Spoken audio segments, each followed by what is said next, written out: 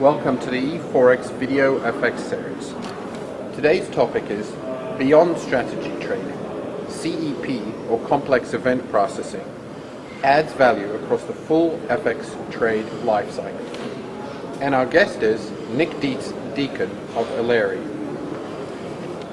Nick, many commentators believe complex event processing, or CEP technology, will find numerous applications across the entire FX trade lifecycle, helping with functions such as real-time risk management, market liquidity analysis, and activities such as post-trade monitoring of exceptions.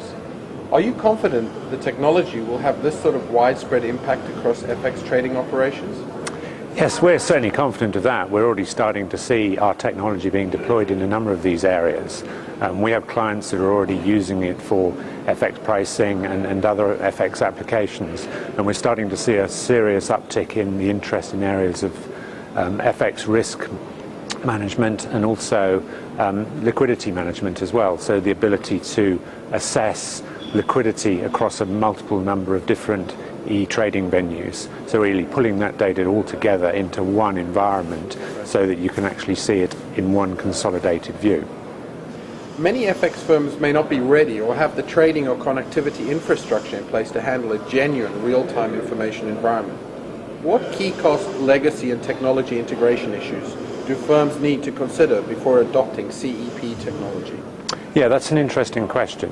What we find is it's very important that firms ensure that the CEP vendor that they select has a wide range of adapters and connectors into the various infrastructure products that they use, and particularly the ability to deploy their CEP application without having to modify and adapt legacy systems, which of course can be a very expensive pastime.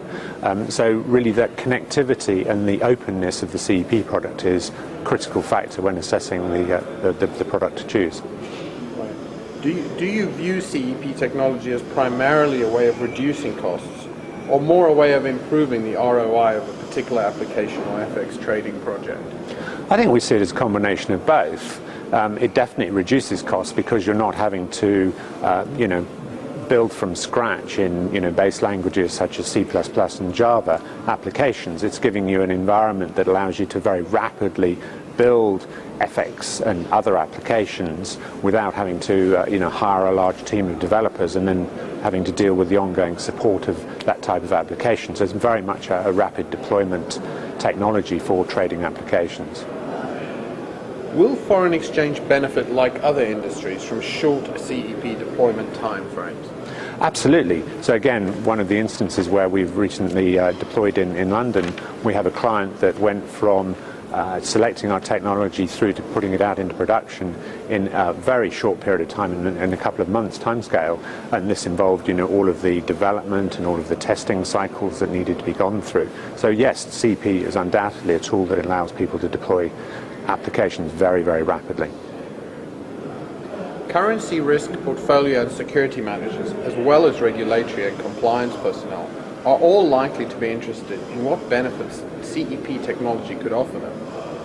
Where do you see CEP as having the most significant impact on the job functions of FX managers? Well, I think there's a number of areas. I think first of all where you're starting to pull data together from disparate sources. So this may be where you're seeking liquidity, wanting to pull information from various venues and provide an aggregated view of that data.